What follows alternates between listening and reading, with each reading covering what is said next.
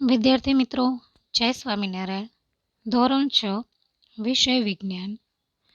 મિત્રો, આગળના વિડીયોમાં આપણે વિકલ્પો સમજ્યા. હવે એકમ 10 ગતિ અને અંતરનું માપન, જેના વિકલ્પ પછી હવે ખાલી જગ્યા પૂરતા શીખવાની છે. પહેલી ખાલી જગ્યા છે 1 મીટર ખાલી જગ્યા સેન્ટીમીટર હોય. 1 મીટર ખાલી જગ્યા સેન્ટીમીટર હોય તો 1 મીટર એટલે કે 100 સેન્ટીમીટર હોય છે. આગળ વાત કરીએ 5 કિલોમીટર ખાલી જગ્યા મીટર હોય છે તો 5 કિલોમીટર બરાબર 5000 મીટર હોય છે. તો પહેલી ખાલી જગ્યામાં જવાબ હતો 100.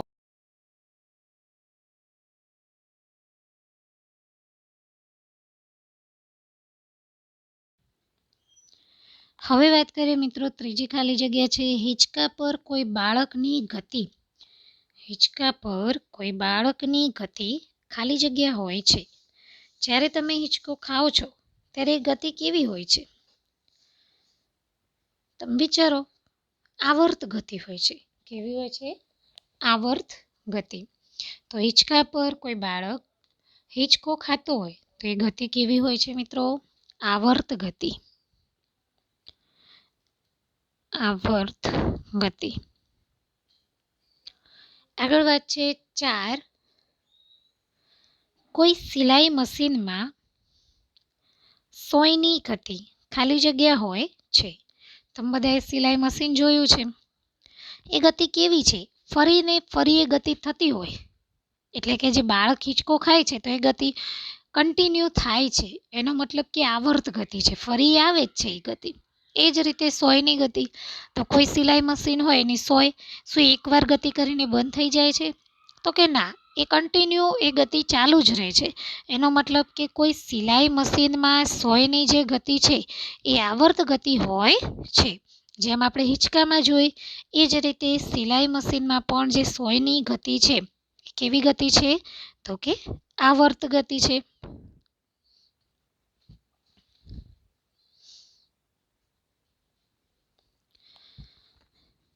તો 3 નંબરમાં પણ આવર્ત ગતિ, 4માં પણ આવર્ત ગતિ. 5. કોઈ સાયકલના પૈડાની ગતિ ખાલી જગ્યા હોય છે. સાયકલ જ્યારે ગતિ કરે છે ત્યારે કેવા આકારમાં ગતિ કરે છે? તમે સાયકલ ચલાવો છો, બરાબર? તો જ્યારે તમે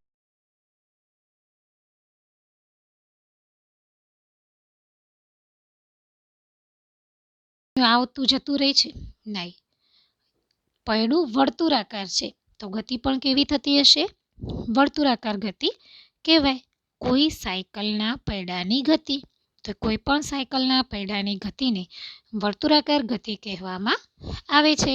તો જવાબ આવશે એમાં 5 વર્તુળાકાર ગતિ. હવે છે 6. પ્રાચીન સમયમાં જળમાર્ગમાં અવરજવર માટે ખાલી જગ્યાનો ઉપયોગ કરવામાં આવતો હતો. મિત્રો, સમય કયો છે? પ્રાચીન. પ્રાચીન એટલે જે પહેલાંનો સમય છે. તો આ પ્રાચીન સમયમાં જળમાર્ગમાં અવરજવર માટે શેનો ઉપયોગ થતો હતો? તમે જોયું કે પ્રાચીન સમયમાં જ્યારે કોઈ મશીન કે સ્ટીમર કે કોઈ એન્જિનની શોધ નહોતી થઈ.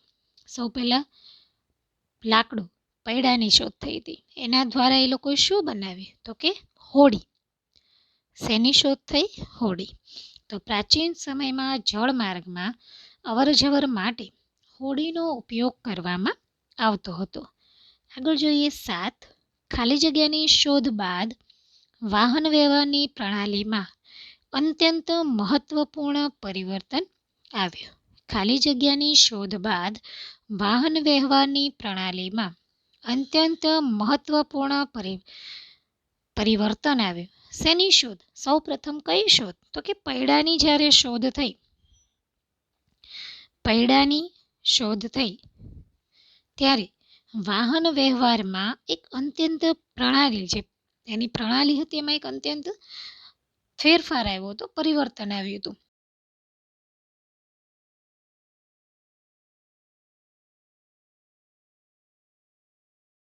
આમ ધીમે ધીમે વાહન પ્રણાલી વધતી ગઈ. આગળ જોઈએ 8. ખાલી જગ્યાની સદીની શરૂઆત સુધી લોકો એક સ્થાનેથી બીજા સ્થાને પરિવહન માટે પશુ શક્તિનો ઉપયોગ કરતા હતા. કઈ સદીમાં માત્ર પશુ શક્તિ એટલે કે ઘોડા છે, હાથી છે વગેરેનો ઉપયોગ થતો હતો, ઊંટ છે, એની ઉપર બેસીને એક જગ્યાએથી બીજી જગ્યાએ જતા હતા. તો 19મી સદીમાં ક્યારે 19મી સદીમાં લોકો એક જગ્યાએથી બીજી જગ્યાએ જવા માટે પરિવહન એટલે કે બીજી જગ્યાએ જવા માટે એ લોકો પશુ શક્તિ એટલે કે પશુનો ઉપયોગ કરતા હતા. જેમ કે ઘોડા, હાથી, ઊંટ વગેરે, ડુક્કર જેવા પશુ ઉપર બેસીને એક જગ્યાએથી બીજી જગ્યાએ જતા હતા. તો એ કઈ સદી હતી? 19મી સદી. 9. ખાલી જગ્યાની શોધથી એક નવા જ શક્તિ સ્ત્રોતનો સમાવેશ થયો. શેની શોધ? તમે કીધું એમ કે સૌપ્રથમ જ્યારે યંત્રની વાત કરીએ તો વરાળ યંત્રની જ્યારે શોધ થઈ. શેની શોધ? વરાળ યંત્ર. વરાળ યંત્રની જ્યારે શોધ થઈ ત્યારે શક્તિ સ્ત્રોતનો એક સમાવેશ થયો હતો. એક નવી જ શક્તિ હાથમાં આવી હોય અને પછી ધીમે ધીમે નવા એન્જિન, નવા મશીનની શોધ થઈ. પરંતુ વરાળ યંત્રની શરૂઆત બાદ આ બધી પ્રગતિ થઈ અને આજે તમે જુઓ છો કે માણસ ક્યાંથી ક્યાં પહોંચી ગયો છે. બરાબર, કેટલી બધી આધુનિકતા આપણી નજર સમક્ષ જોઈ શકીએ છીએ. આગળ વાત કરીએ. 10 નંબર છે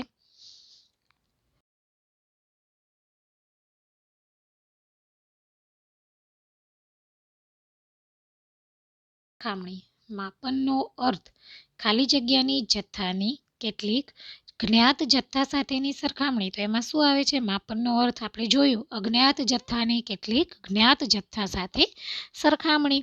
તો એમાં આવશે અજ્ઞાત જથ્થાની કેટલીક જ્ઞાત જથ્થા સાથેની સરખામણી.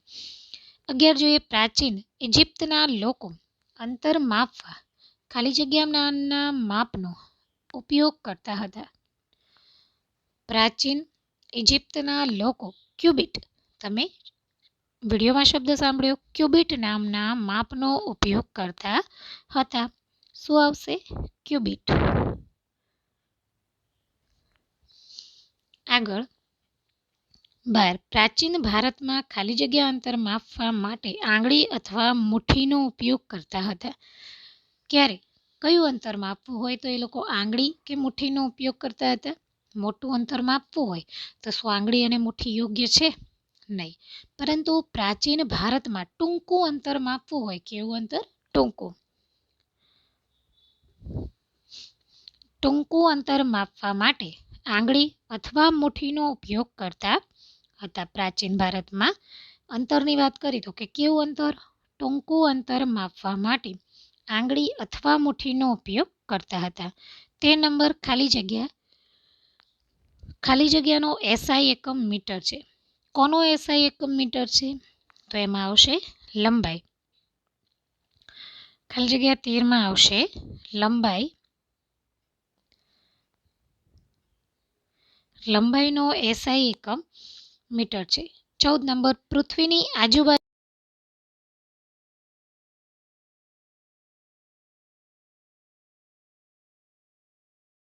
ગતિનું ઉદાહરણ છે. કેવી ગતિ છે? ધીમી. તો પૃથ્વીની આજુબાજુ ચંદ્રની ગતિ એ ધીમી ગતિનું ઉદાહરણ છે. અને છેલ્લું છે 15. સિલાઈ મશીનમાં ખાલી જગ્યા વર્તુળાકાર ગતિ કરે છે. કોણ વર્તુળાકાર ગતિ કરે છે? પૈડું. બરાબર. તો આ હતી આપણી ખાલી જગ્યા. હવે આગળ જોઈએ આપણે. હવે જોઈએ નીચે આપેલા વિધાનોમાંથી ખરા વિધાન સામે ખરાની નિશાની અને ખોટા વિધાન સામે ખોટાની નિશાની કરો. તો પહેલું છે અગ્નિની શોધ બાદ વાહન વ્યવહારની પ્રણાલીમાં અત્યંત મહત્વપૂર્ણ પરિવર્તન આવ્યું. અગ્નિની શોધ બાદ વાહન વ્યવહારની પ્રણાલીમાં અત્યંત મહત્વપૂર્ણ પરિવર્તન આવ્યું. સાચું કે ખોટું? શું અગ્નિની શોધ થઈ ત્યારે વાહન વ્યવહારની પ્રણાલીમાં અત્યંત પરિવર્તન આવ્યું હતું? નહીં. વરાળ યંત્રની શોધ પછી અત્યંત પરિવર્તન આવ્યું હતું. અગ્નિની શોધ નહીં, તો એમાં શું આવશે પહેલીમાં? ખોટું. બીજું છે 20મી સદીની શરૂઆતમાં વાયુયાનનો વિકાસ થયો. 20મી સદીની શરૂઆતમાં વાયુયાનનો વિકાસ થયો. તો 20મી સદી જ્યારે હતી ત્યારે વાયુયાનનો વિકાસ થયો હતો મિત્રો? નહીં.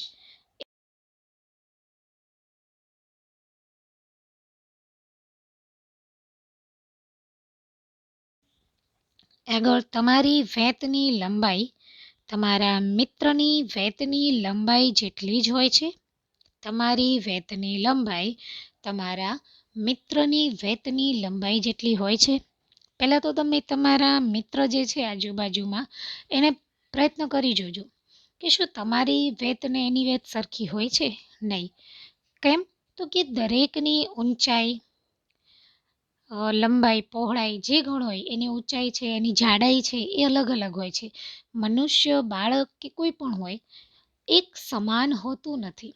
દરેકની અલગ અલગ રીત, અલગ અલગ વેત, અલગ અલગ કહેવાય ને કે પરિવર્તન એના શરીરમાં અલગ અલગ હોય છે.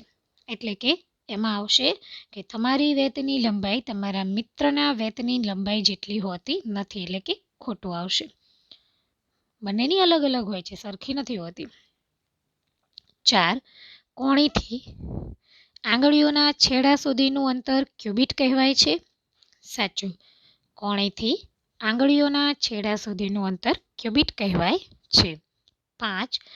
રોમવાસી પોતાના પગ અથવા પગલાઓ દ્વારા લંબાઈ માપતા હતા. રોમવાસી પોતાના પગ અથવા પગલાઓ દ્વારા લંબાઈ માપતા હતા. સાચું. 6. લંબાઈનો એસઆઈ એકમ સેન્ટીમીટર છે. લંબાઈનો એસઆઈ એકમ સેન્ટીમીટર છે. ખોટું. મીટર છે, સેન્ટીમીટર નથી. 7. પાણીમાં તરતી માછલી એ ગતિશીલ વસ્તુનું ઉદાહરણ નથી. પાણીમાં તરતી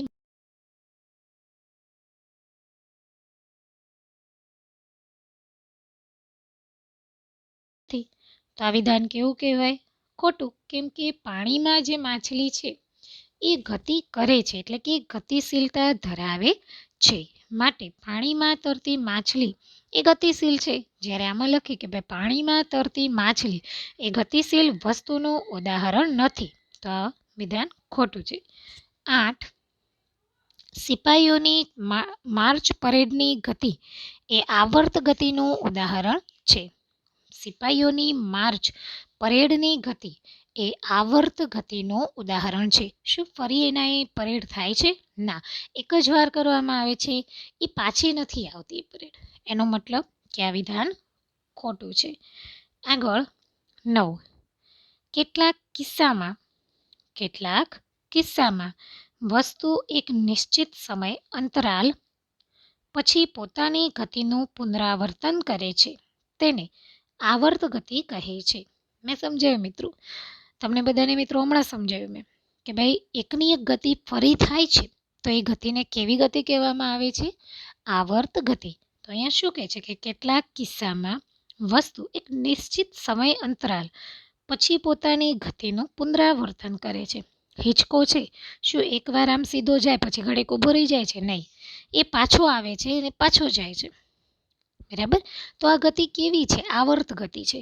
તો આવર્ત ગતિ છે પુનરાવર્તન કરે છે. તો એનો મતલબ કે આ વિધાન સાચું છે કે એક પછી એ ગતિ ફરી પુનરાવર્તિત થાય છે. આગળ 10. લોલકની ગતિ એ વર્તુળાકાર ગતિનું ઉદાહરણ છે. નહીં. લોલકની ગતિ કેવી?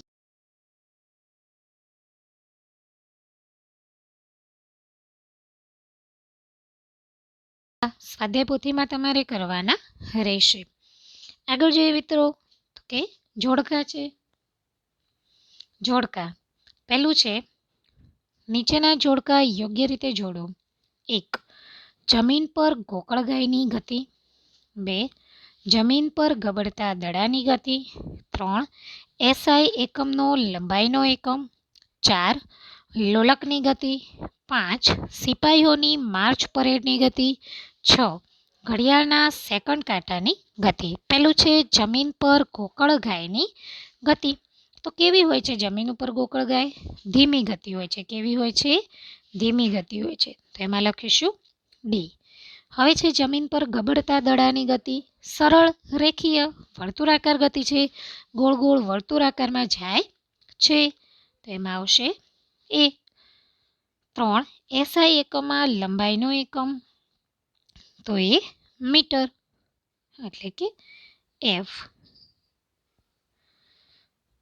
4 લોલકની ગતિ. લોલકની ગતિ કેવી છે? આવર્ત ગતિ છે. કેવી ગતિ છે? આવર્ત ગતિ છે. ઈ. આગળ છે સિપાહીઓની માર્ચ પરેડની ગતિ.